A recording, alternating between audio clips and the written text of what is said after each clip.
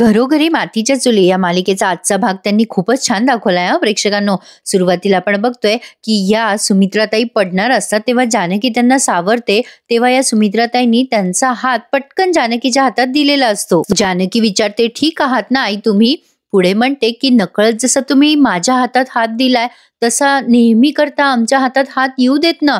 आम्ही आहोत तुमच्या आधारासाठी अगदी कायम. सुमित्राताई स्वतःचा हात सोडवून निघून जाण्याचा प्रयत्न करत असतात.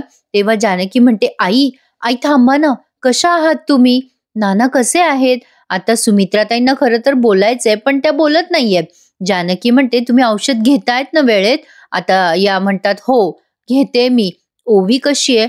तिला भाजलं नाही ना? जानकी म्हणते, नाही, ओवी अगदी सुखरूप आहे. तुमची सतत आठवण काढत असते. सुमित्राताई तिच्याशी बोलल्या ह्यातच जानकीला सुख वाटतंय. आता या सुमित्राबाई म्हणतात, अजून कोणाला काही झालं नाही ना? आता जानकीच्या लक्षात येतंय अजून कोणाला, म्हणजे ती विचारते सुमित्राताईंना, पण सुमित्राताई काहीच बोलत नाहीत. मग जानकी म्हणते, तुम्ही ऋषिकेश बद्दल विचारताय ना? हो आई, ते अगदी सुखरूप आहेत. तेवढ्यात तिथे ऋषिकेश येतो आणि म्हणतो, जानकी जानकी चल बरं सगुणाला भेटूयात. ऋषिकेशने बघितलेलं असतं सुमित्राताईंना, पण तरी बघून न बघितल्यासारखा तो करतोय. जानकीला असं वाटत असतं की ऋषिकेशने सुमित्राताईंशी 2 शब्द बोलावं. जानकी म्हणते, असं काय करताय ऋषिकेश? आई आहेत ना, आईंशी बोला ना 2 शब्द. देवळात सुद्धा आईंनी आशीर्वाद देण्यासाठी हात उचलला होता हो. एकदा बोला ना आईंशी प्लीज प्लीज ऋषिकेश. आता ऋषिकेशला खरं तर बोलायचं असतं पण ऐश्वर्या मुद्दाम मध्ये येते बरं का या वेळेला. ऐश्वर्याला बघून ऋषिकेशच्या डोक्यात तिडीक जाते. तो म्हणतो, मला कोणाशी बोलायचं नाहीये. ऐश्वर्या म्हणते, कोणाशी म्हणजे? नीट बोला ऋषिकेश दादा, आई आहेत त्या आमच्या. असं बोलल्यानंतर जानकी चिडते आणि म्हणते, आमच्या म्हणजे काय ग ऐश्वर्या? तू का मायलेकरांच्या मध्ये पडतेस? तुझा काय संबंध? त्या आई आहेत आमच्या सुद्धा. आता ऋषिकेश चिडतो आणि म्हणतो, आपलं कोणी नाहीये कळत नाही का तुला जानकी?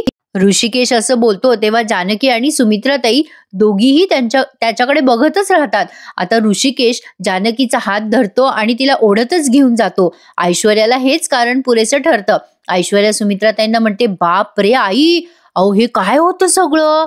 अहो बघा ना, म्हणजे यांनी आपल्या नानांना ढकललं, स्वतः घराच्या बाहेर गेले आणि अजून माज उतरला नाही यांचा. किती माज आहे बघा ना यांना. आई तुम्ही नका काळजी करू, जाऊ द्या, तुम्ही कशाला टेन्शन घेताय? तुमची जवळची माणसं आहेत ना तुमच्या जवळ, आपली माणसं. अहो ही माणसं तुमची नाहीयेत, त्यांचा कशाला विचार करताय? अशाने तुमचा बीपी वाढतो आणि तुम्हाला त्रास होतो आई. चला बरं आपण घरी जाऊयात. आता या सुमित्राबाईंना असं मस्त मॅन्युप्युलेट करते बघा ही प्रेक्षकांनो. पण आता आज ना प्रेक्षकांनो, या सगुणाने सगळं एक्सपोज केलंय ऐश्वर्याला. आज तुम्ही बघत राहा, भारी दाखवलाय आजचा एपिसोड. आता गुलाब बिचारा खूप रडत असतो आणि सगुणा या जानकीला म्हणते, वहिनी मी चुकले हो, तुमच्याशी मी फार वाईट वागले. गुलाब सगुणाला जवळ म्हणजे तिचा हात हातात घेऊन तिला कुरवाळत असतो. सगुणा म्हणते पुढे, वहिनी मी तुमच्याशी वाईट वागले त्याची शिक्षा मिळाली हो मला. दादा वहिनी मला माफ करा हो. जानकी तिला म्हणते, बस ग सगुणा, अजून किती माफी मागशील? ऋषिकेश म्हणतो, सगुणा आता काहीही काळजी करायची नाही. तू असं समज, या गुलाबला तुला आणखीन काही वर्ष झेलायचे म्हणून तुला देवाने वाचवलंय. आता तू लवकर बरी हो. आता गुलाबला तो म्हणतो, बरं गुलाब चल आपण ओवीला शाळेतून आणायला जाऊयात का? गुलाब म्हणतो, होय दादा चला मी येतो तुमच्या सोबत. असं म्हणून आता गुलाब सगुणाला जाताना म्हणतो, काळजी घे ग सगुणे. तिच्या डोक्यावरून हात फिरवतो आणि हे ऋषिकेश आणि गुलाब दोघेही तिथून निघून जातात. तर आता बघा प्रेक्षकांनो, जानकी सगुणाच्या डोक्यावरनं हात फिरवत असते आणि म्हणत असते, बेटा सगुणा तुला त्रास तर नाही न होते? अगं काही वाटलं तर सांगा, मी आवाज देते डॉक्टरांना. सगुणा आता जानकी जवळ सगळं कबूल करते. ती आधी म्हणते, वहिनी एक सांगू का तुम्हाला? जानकी म्हणते, सांग ना सगुणा. सगुणा रडत रडतच बोलत असते, वहिनी ती ऐश्वर्या आहे ना, ती बिलकुल चांगली बाई नाहीये हो. ती तुमच्या वाईटावर टपलेली आहे. आत्ता ती मला धमकी देऊन गेली. आता जानकी म्हणते, काय सांगतेस तू? आत्ता ती तुला धमकी देऊन गेली? सगुणा म्हणते, हो वहिनी माझं चुकलं. अहो मी चुलीतली लाकडं होण्यापरीस मी कुऱ्हाडीचा दांडा झाले हो वहिनी. वहिनी माझं चुकलं, मी त्यांच्या नादी लागले. वहिनी तुम्ही सावध राहा. आज जो हा प्रकार झालाय ना, तो सगळा प्रकार त्यांनीच केलाय, ऐश्वर्याने, तेही तुमच्यासाठी.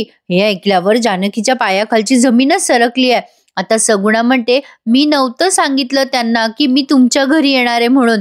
म्हणजे जानकीच्या लक्षात आलंय की हा अपघात जो झालाय तो जाणून बुजून झालाय. पण तरी सुद्धा जानकी अगदी शांतपणे म्हणते, "हे बघ सगुणे, ज्याच्या डोक्यावर परमेश्वराचा हात असला, पाठीशी आई-वडिलांची पुण्याई असली ना, त्याला कोणी काही करू शकत नाही. हे आता जगजाहीर झालंय, ऐश्वर्या आमच्या वाईटावर उठलीये. मला कळतंय, तुला तुझ्या चुकीची जाणीव झाली ना. तू मनाने खूप चांगली आहेस सगुणा, पण तुझा हा चांगुलपणा एवढा वाढव ना, की बाहेरच्या वाईट परिणामाचा तुझ्या चांगुलपणावर कधीच परिणाम होणार नाही. तुला चांगलं आयुष्य जगायचं असेल ना, तर तुला हेच कामाला येणार आहे. आणि आता बस हं बेटा, आता रडणं, माफी मागणं थांबव बरं. तुला त्रास होईल याचा. तू आता पटकन बरी हो."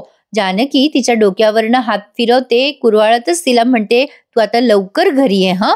आता सगुणाला बिचारीला किती त्रास होत असेल विचार करा प्रेक्षकांनो. आता ही जानकी तिला झोप लागावी म्हणून तिला थोपटत असते. पण आता जानकीच्या मनात आलंय हे सगळं खूप भयंकर आहे. पण हेच नाही, आज सौमित्रने पण ऐश्वर्याला धमकी दिली आहे. आता बघा प्रेक्षकांनो, पुढचा सीन पण जबरदस्त दाखवलाय त्यांनी. सौमित्र अवंतिकाला सांगत असतो, "अवंतिका, तू जे मला सांगत होतीस ना ऐश्वर्याबद्दल ते खरं निघालंय. जानकी वहिनीने मला सांगितलं सगळं." आता अवंतिका म्हणते, "हो ना, बघ सौमी, मी तुला म्हणत होते ना की ती फार डॅम्बिश आहे. मी तिला ओळखायला लागले रे, ती असं करूच शकते." सौमित्र म्हणतो, "अगं जानकी वहिनीने सांगितलं मला, एक म्हातारी बाई आली होती घराबाहेर आणि ती फराळाचा बॉक्स आणि एक पेढ्याचा बॉक्स ठेवून गेली." मग आता अवंतिका म्हणते, "त्यात फटाके होते ना?" "ते फटाके कोणासाठी होते हे तुला सांगायची गरजच नाहीये सौमी. आणि एक मिनिट, जानकी वहिनी काय म्हणाली? जी बाई बॉक्स ठेवून गेली ती म्हातारी होती ना?" "अरे ऐश्वर्या, जेव्हा घाबरून आली ना, तेव्हा तिच्या डोक्यात पांढरे केस होते, पांढरा रंग होता." "अरे हे सगळं क्लिअर आहे सौमी, ती म्हातारी बाई दुसरी तिसरी कोणी नसून ती ऐश्वर्याच होती." अवंतिका पुढे काही बोलणार तेवढ्यात या सुमित्राताई आणि ही ऐश्वर्या दोघेही घरात आलेत. त्यामुळे सौमित्राने तिला खुणवलंय की आता काही बोलू नकोस सध्या म्हणून. आता या सुमित्राताई घरात आल्यानंतर हा सौमित्र त्यांना विचारतो, "काय गाई, बरं आहे का सगुणाला?" आता त्या सुमित्राबाई म्हणतात, "हो बरं आहे रे." अवंतिका विचारते, "दादा वहिनी आहेत का सगुणाजवळ?" सुमित्राबाई म्हणतात, "हो अगं, त्या हॉस्पिटलचा खर्च त्यांनीच केला." सौमित्र म्हणतो, "तेच ना, दुसऱ्याच्या चुकीची किंमत त्यांना मोजावी लागली." ऐश्वर्या लगेच सौमित्राकडे रागाने बघते. सुमित्राबाई म्हणतात, "काही म्हण बाबा, त्या सगुणासोबत असं व्हायला नको होतं." सौमित्र म्हणतो, "काय करणार आई, संगत म्हणतात याला. चुकीचा संगत ठेवली तर असेच परिणाम होणार." आता हा रागाने बघत असतो बरं का सौमित्र या ऐश्वर्याकडे. ऐश्वर्याला वाटतं उगाचच काही विषय वाढतील. मग लगेच म्हणते ऐश्वर्या, "आई चला बरं, तुम्ही जेवायला चला. न जेवताच तुम्ही हॉस्पिटलला गेलात ना, तुम्हाला भूक लागली असेल." मग सौमित्र म्हणतो, "अवंतिका, तुला माहितीये, दुसऱ्यांनी कितीही काळजी केली तरी आपण आपली काळजी करायला पाहिजे बरं, नाहीतर सगुणासारखं होतं." आता हा मुद्दाम हिंट देतोय की हिने हे कांड केलंय ऐश्वर्याने म्हणून. मग आता सौमित्र म्हणतो, "अवंतिका, आईला जेवायला वाढशील का? हिला पण वाढ, हिलाही भूक लागली असेल." ऐश्वर्याला खूप राग येत असतो बरं का या सौमित्राचा. आता या अवंतिकाने सुमित्राबाईंना जेवायला नेलंय. ऐश्वर्या खात्री करून घेते गेले की नाही या दोघी जणी. आणि या दोघी जणी गेल्यानंतर ही ऐश्वर्या सौमित्राला धमकी देते बघा. परत माघारी फिरते आणि म्हणते, "मी तुझं ऐकून घेते ना, तर माझ्या डोक्यात जाऊ नकोस हं? आणि सतत टोमणे मारायचे नाही मला, कळलं का?" सौमित्र चिडतो आता. आता ही निघून जात असते याला धमकी देऊन. सौमित्र तिला म्हणतो, "थांब ग जरा, सतत काय घाईत असते ग? मगाशी कळलं, घाईतच घरी आलीस तू. तुझे केस पण पांढरे झाले म्हणे. अवंतिका सांगत होती मला, म्हातारी झालीस म्हणे तू." "अरे हा, म्हातारीवरनं मला आठवलं. जानकी वहिनी म्हणाली की तिच्या घराच्या बाहेर एक म्हातारी बाई आली होती म्हणे.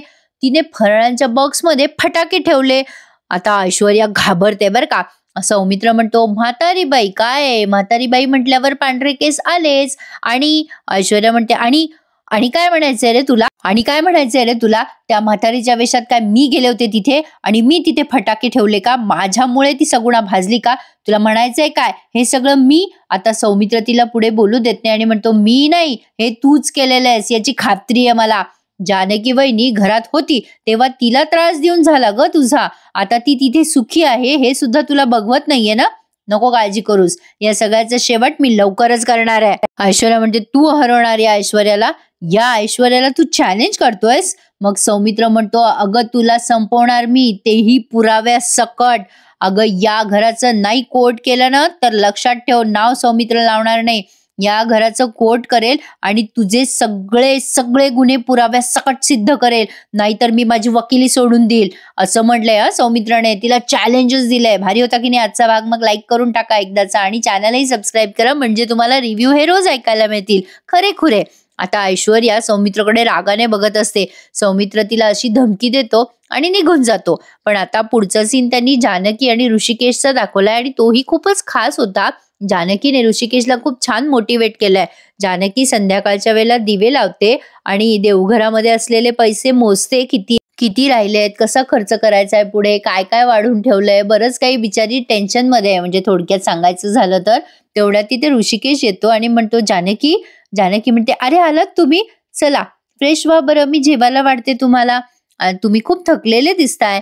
ऋषिकेश आता तिला म्हणतो, जानकी तू पण थकलेली दिसतेस, तुला थकवा येत नाहीये का ग?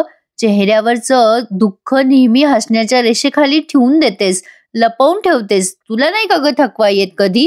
जानकी म्हणते, अहो काहीतरीच काय, हॉस्पिटलमध्ये सगळे पैसे आपले आता खर्च झालेत, आता हे शेवटचे 5,000 रुपये उरलेत. आता ऋषिकेशला आलंय टेन्शन पैशाचं. तो म्हणतो, आता ओवीच्या शाळेची फी पण भरायची आहे. मग आता ही जानकी विषय बदलते आणि म्हणते, अहो ऋषिकेश किती टेन्शन घेताय तुम्ही ओवीच्या शाळेच्या फीचं, ते मी करेल हो मॅनेज. मी ओवीच्या शाळेत जाणार आहे, तिच्या प्रिन्सिपलला भेटायला, मी बोलते ना त्यांच्याशी, तुम्ही नका काळजी करू. आता सध्यानं हा प्रश्न आहे की एवढेच पैसे उरलेत आणि किराणा पण संपलाय, महिना अजून बाकी आहे, काय करायचं आपण आता? आता पैसे कमवायचे तर कमवावं तर लागणारच, पण काम तर हवं ना आपल्याला. मग आता ऋषिकेश म्हणतो, हो जानकी काम तर हवंय आपल्याला, मी बघेल ग काम आणि मिळेल ते काम करेल मी, तू नको काळजी करूस. ऋषिकेश आता जानकीला सॉरी म्हणतो. जानकी म्हणते, काय झालं ऋषिकेश, असं सॉरी का म्हणतायत? ऋषिकेश म्हणतो, नाही ग जानकी, खरंच माझ्यामुळे तुला आणि ओवीला हे दिवस बघावे लागताय, त्यामुळे जीव तुटतोय ग माझा. मी कधी आतापर्यंत कोणाशी वाईट वागलो नाही, कोणाला फसवलं नाही, पण तरी सुद्धा माझ्यामुळे तुम्हा दोघींना खूप काही सहन करावं लागतंय, काही कळत नाहीये ग, काय करू? आता जानकी म्हणते, असं नका करू, तुम्ही माझा मान सन्मान आहात, तुम्ही अशी नजर खाली घातलेली मला नाही आवडणार. जानकी आता ऋषिकेशचा हात हातात घेते आणि म्हणते, तुमच्या मनगटात बळ आहे ऋषिकेश, मला माहितीये ऋषिकेश, या मनगटामध्ये खूप बळ आहे. अहो 1 रुपया होता ना तुमच्या खिशामध्ये, त्याचे 1,00,000 रुपये करून दाखवलेत तुम्ही ऋषिकेश. अहो तुमच्या ओवीची इच्छा पूर्ण केली तुम्ही, राज रोजपणे दिमाग खात तुम्ही तिची दिवाळी साजरी केली आहे. अजून काय हवं हो?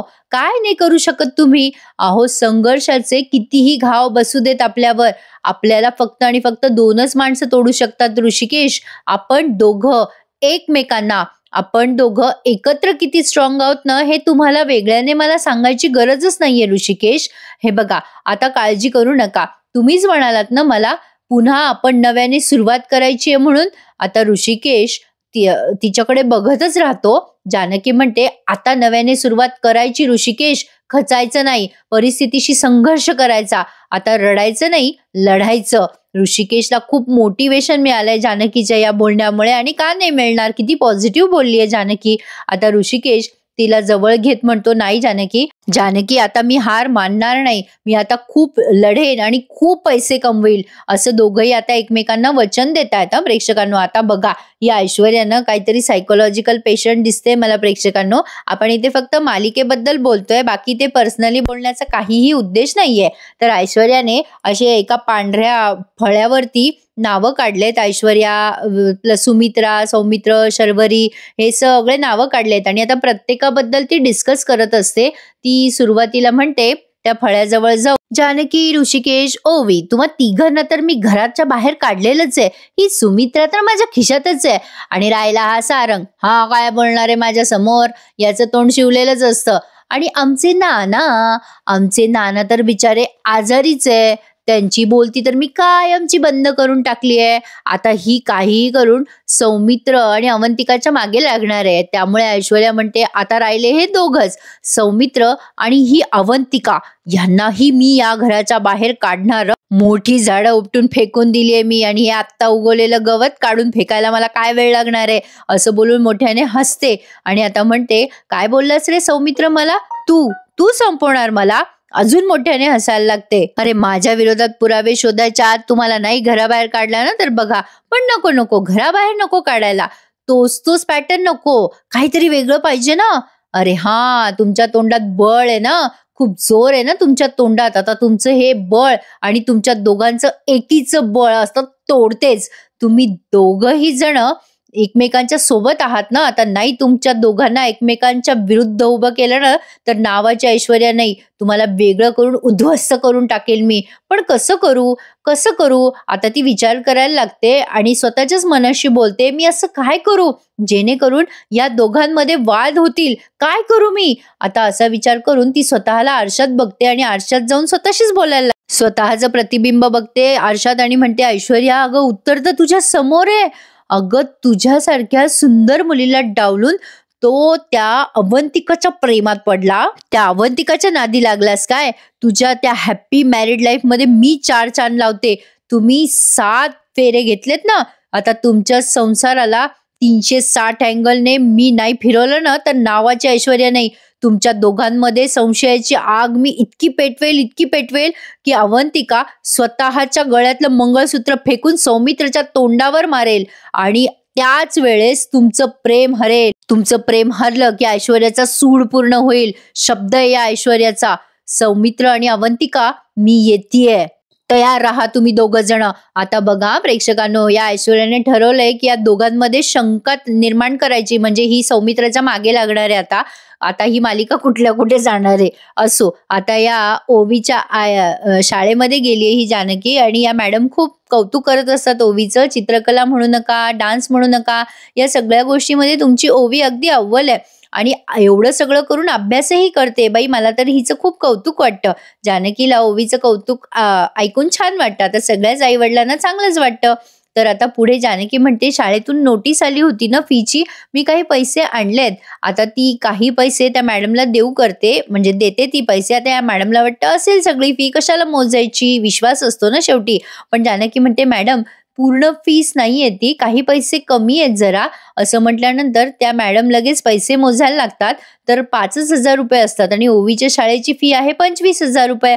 आता एवढे सगळे 20,000 रुपये कुठून आणणार जानकी? आता त्या मॅडम पैसे मोजतात आणि म्हणतात, मॅडम ही फीस खूपच कमी आहे हो, एवढीच फीस कशी चालेल? आता जानकी म्हणते, हो मला कळतंय, पण मी लगेचच थोड्या दिवसातच भरेल ओवीच्या शाळेची फीस. आता असं बोलल्यानंतर या मॅडम म्हणतात, नाही हो मॅडम, असं नाही चालणार, तुम्हाला पूर्णच फी भरावी लागेल. आता ओवी लागते रडायला, आई आता कसं होणार, मला शाळेतून काढून टाकणार का?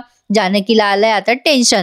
काही म्हणा प्रेक्षकांनो, सगळ्या गोष्टीचं सोंग घेता येतं पण पैशाचं सोंग घेता येईल आणि हा भाग त्यांनी इथेच आज पूर्ण केलाय. आता पुढच्या भागामध्ये जानकी देवघराची पूजा करत असताना देवाला म्हणत असते, देवा आता ओवीच्या शाळेची फीस कुठून आणू? आणि नानाने पाठवलेल्या देवाऱ्यामध्ये काहीतरी आहे, पैसे म्हणा, प्रॉपर्टीचे पेपर म्हणा, समथिंग लाईक दॅट काहीतरी आहे. नाना आता इकडे अवंतिकाला आणि सुमित्राताईंना काहीतरी सांगायचा प्रयत्न करतात आणि अवंतिका ते काळजीपूर्वक ऐकत असते. काय सांगतात ते आपल्याला उद्या कळेलच. आणि आता इकडे ही सौमित्राच्या मागे लागली ऐश्वर्या. त्या सौमित्राचा हात धरून म्हणते, आता तुझ्या अवंतिकाने असं आपल्या दोघांना जवळ बघितलं तर? अवंतिका येते तेवढ्यात आणि सौमित्रला या ऐश्वर्याच्या हातात हात दिलेलं बघून आश्चर्यचकित. काय वाटतं तुम्हाला प्रेक्षकांनो, ऐश्वर्याचा हा डाव अवंतिका हाणून पाडेल का, की ऐश्वर्याच्या या चक्करमध्ये येईल, म्हणजे तिचा ऐश्वर्याचा प्लॅन सक्सेसफुल होईल का? मला कमेंट करून नक्की कळवा. आणि आजचा भाग आवडला असेल ना माझ्या आवाजात तर प्लीज एखादा लाईक करायला विसरू नका आणि आवर्जून माझं चॅनलही सबस्क्राईब करा. भेटूयात उद्या सकाळी पुन्हा एकदा घरोघरी मातीच्या चुली या मालिकेच्या नवीन रिव्ह्यू सहित. तोपर्यंत सगळे रिव्ह्यूज एन्जॉय करा. धन्यवाद.